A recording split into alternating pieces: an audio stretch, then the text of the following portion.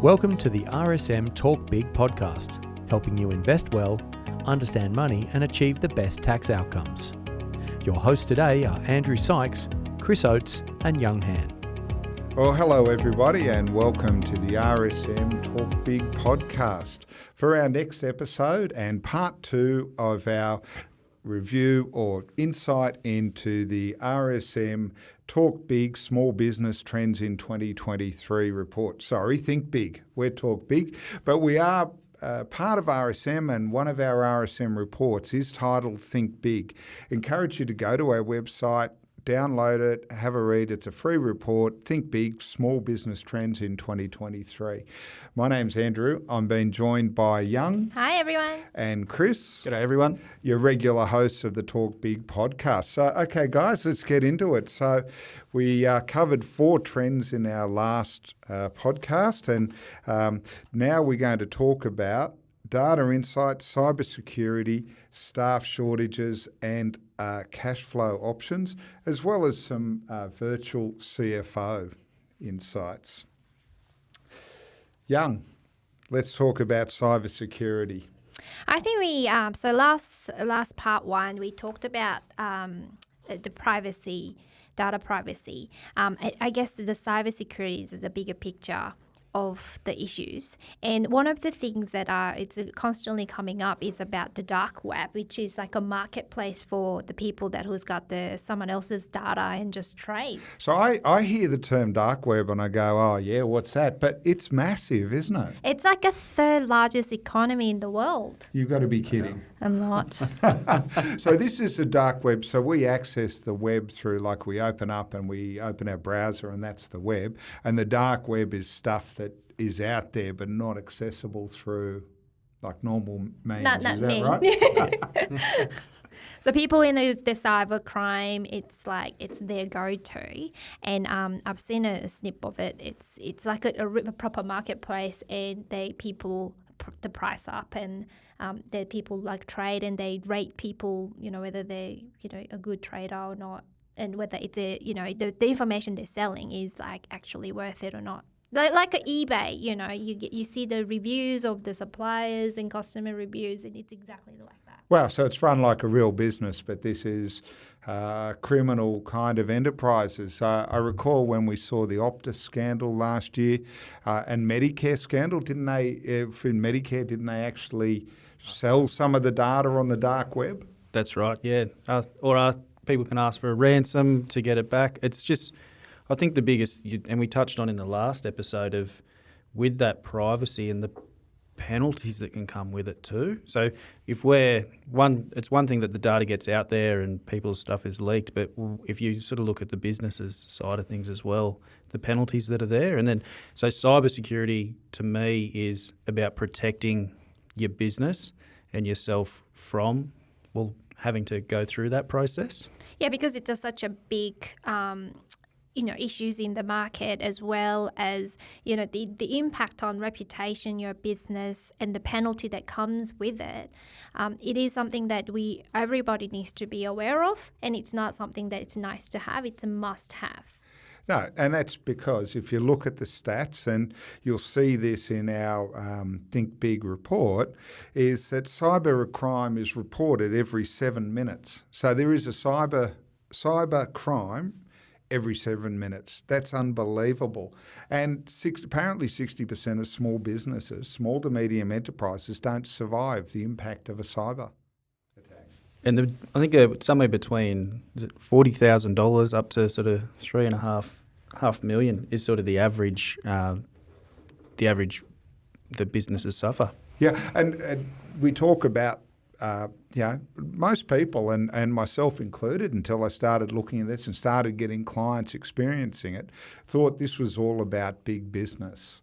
But we had a client, a small business, who was doing some construction work, and this is only a very small business. They were getting their office refit, and they were emailed an invoice from their builder to pay $250,000. And so it was their builder, they paid it, and there was a new bank account on the invoice. They didn't think anything of it. but somebody had intercepted the invoice that was being emailed to them, put false details on there, and they ended up losing the $250, didn't they, Young? Did they get that back? Well, it was a long journey, but at the end they did get it back. But it was quite scary because they're looking at it, and it's like someone's looking at your email and what you're doing. And it happens quite a lot last year for the people who were actually looking to settle for the property they're buying. So that, in those cases, you are looking to... there's a lot of big deposit transactions happening, and these cybercriminals, they're watching you what you're doing, and then just interfere and then get the wrong bank account, and sometimes you don't get it back. Yeah, but even if you get it back, for a small business to lose $100,000, $200,000, $300,000 out of their cash flow can be terminal. And the stress that you will go through. Yeah. It is. It's very stressful. So I think if we're saying, okay, trends for 2023, I think we're going to see more and more cyber attacks. It's a growing area. As you said, the dark web is massive, so there's obviously a lot of criminal activity out there. So not only those things are not in business, in your personal level, if you're getting a weird text message from ATO, you've got this tax step to pay, any random text messages or emails, anything like that, just be careful. Wasn't that the theme of the pandemic? I know.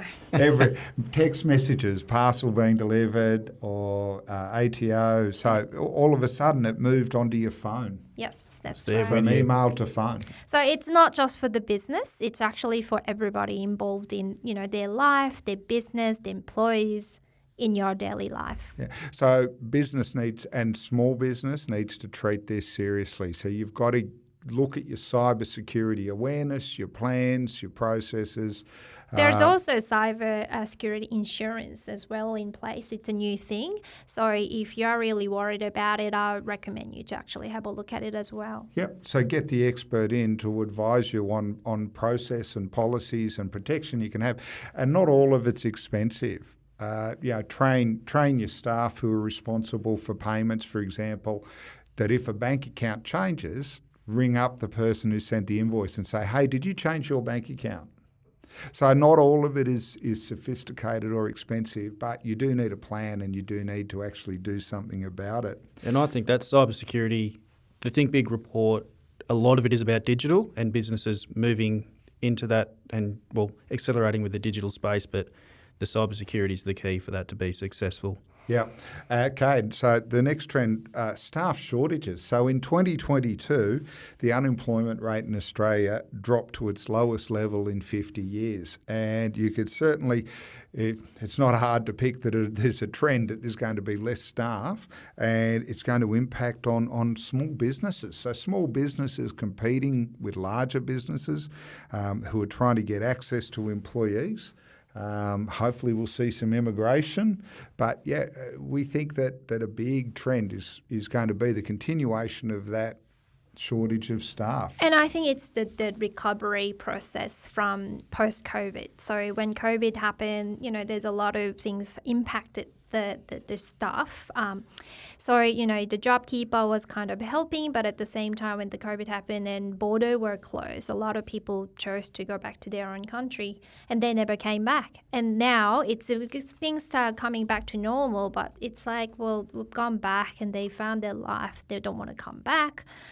Or there's changes in their family household as well, so that, they're taking on more responsibility to look after the kids, and then they just don't want to work anymore. So as an employer and small business owners, there's a less people who's willing to get back into the workforce, and which means it makes it more competitive to get the high quality staff into your company. And with the digital transformation, people are still the most important part of a business, the people you've got working for you in your own business. So if there's less people out there, you want the right people in the right positions, which can mean that when unemployment's so low, it will cost the business more because you might have to pay someone a bit more. So when you're talking your small business and your cash flows, that can eat into it. Yeah, it does. And I think this has been going on a while now. So while the trend's going to continue, I think one of the impacts we're going to see is that the customer is aware of this trend now. So if you think about, 3-4 years ago, going out to quite a good quality restaurant and using your phone to order by yourself at the table, you would think, I'm not going to do that. I want table service. I want people to wait on me. But the customer now is quite accepting. Yeah, and we get emails from childcare centres or other businesses saying we have staff shortage and we can't deliver the quality of service that we used, or it's going to be more time taken. Yep. So communicating with your customers is a really good way to cope with it. But also having a look to say, okay, well, what technology can we put in place? So the example of ordering yourself at the table, there's technology reducing the need for staff. Don't need as many people wandering around the restaurant. You've basically you are your own waiter. Yeah, but also I think from a small business owner's perspective, having the right strategy and system in place will attract more people willing to work for you. So you making you in a better position in the market. They're looking for people to work. So having those systems and other benefits in place will help you to be in a better position when it comes down to staff shortage. And making sure people are doing the tasks that really matter to your business making money. So if you're taking out those sort of lower value tasks, if they can be automated, done with AI, it means that the people that are there are working in the right areas. And that MZ generation, they're just different. Like, they choose what they want to do rather than bound to be, I have to do it because I have to afford my living. Yep. So that's some of those jobs that are mundane. You just can't get anybody to do them, doesn't matter what you offer to pay. But Chris, you're exactly right. And that's where we've worked with clients, is to go in and talk to the staff, talk to the business owners, have a look at the customers and understand what the real value provided is, and starting to streamline businesses. So you're getting a higher efficiency, but you're also reducing waste in your business. And your employees are happier. Yeah, everyone's happier. Nobody likes doing mundane jobs. So going back to our last podcast where we said, use automation, try and get rid of the mundane, try and get better value out of your employees, but also look after the ones that you have. That's it. Because if your competitors aren't looking after them or are doing a better job than you might see people starting to walk, because people want people to work if they're doing something better than you. The mobility of the workforce, happy to pick up and move and go to better conditions.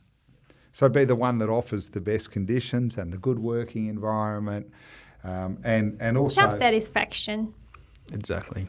Yep, job satisfaction. So cash flow is going to be a big trend as well. So looking at cash flow options is our next trend. In particular, we've just seen the 9th interest rate rise from the Reserve Bank. Interest rates are going up, cash is getting tight. So we want to have a look at some of the ways that small business owners can get a little bit less worry, sleep a little better, because they're not as impacted by cash flow worries. I think this is very important that you actually engage your accountant, actually have a look at this closely, because last year when we had the COVID, different states government, they actually provided different incentives to the small businesses. So a lot of businesses got a bit of capital injection. There's some other tax incentives like a temporary full expensing, which means that you can still buy equipment or things like that and pay, on a monthly basis, but you can treat it. So explaining that fully, so temporary full expensing is when you can claim a tax deduction at the time you purchase the correct, even though piece of plant and equipment, not claim it over a number of years. So you may get a tax deduction over 10 years. Traditionally, temporary full expensing, you get it all in 1 year. Yes. So is that the instant asset write-off? Is that what that, or is that they very separate? similar too. So what we're looking at is that traditionally, when we said, okay, well, cash is going to be short this year, we'll go out and get a loan, or we'll inject more money into our business. What we're saying is that there's other things to look at.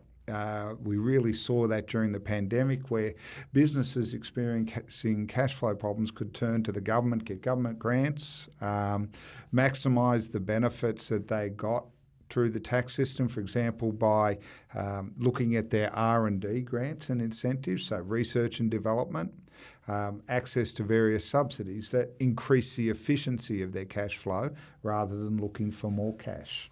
That's it. And then what it means that you can still get the benefit of having that deduction, but it means that because there will be less tax for you to pay, which means you have more cash that stays in the business, which can be used for the increased prices of the suppliers and all the other expenses that happened during COVID. And I don't know, particularly on the R&D side and government grants, is it's not a simple process. It's not everybody's eligible. So it's where getting a professional in the industry to help look at your business, go down deep into the business and see, okay, what would you be eligible for? Yep, and you're right, Chris. It's about getting that expert in to help you. But it's not just about getting the cash to operate your business. What it is looking at your business and saying, if I could fund this, or if I could get access to more cash, I could improve my business. I could improve the way it works. I could develop new products. There are some great grants, not just in R&D, but looking at regional tourism, clean energy solutions. There are ways to actually improve your business, but get help from the government to do it. So I guess when it comes down to cash flow, how you actually achieve it is that how do you actually increase the money comes in? Yes, increasing your sale is one thing, but the other thing is like tapping into those grants and incentives that allow you to have more cash coming through to your business. And secondly, with those, kind of more cash flow, you can invest those to improve your operation and the process, saving expenses going out, which then guess what? You're going to have more cash in your business. Yep, exactly. So you're going to have a better business that's better funded, and you're going to do things like develop regional tourism, like clean energy, do research and development. It's a great way to grow your business and looking at an alternate way to fund it.